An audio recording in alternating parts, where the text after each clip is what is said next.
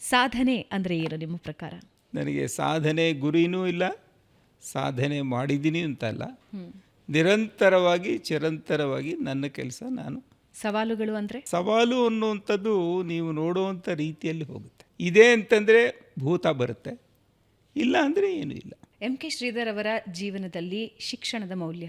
ನನ್ನ ಜೀವನವನ್ನು ಅರ್ಥಪೂರ್ಣವಾಗಿ ಈ ಸುತ್ತಮುತ್ತಲಿನ ಸಮಾಜಕ್ಕೆ ನನ್ನನ್ನು ಹೆಚ್ಚು ಒಂದು ಒಳ್ಳೆಯ ಪರಿಕರವಾಗಿ ಸಾಧನವಾಗಿ ತಯಾರು ಮಾಡಬಲ್ಲಂಥದ್ದೇ ನನ್ನ ಪ್ರಕಾರ ಶಿಕ್ಷಣ. ಇವತ್ತಿನ ಯುವ ಜನತೆ ಅಥವಾ ವಿದ್ಯಾರ್ಥಿಗಳಿಗೆ ಎಷ್ಟು ಮುಖ್ಯ ಶಿಕ್ಷಣದಲ್ಲಿ ಧೈರ್ಯ?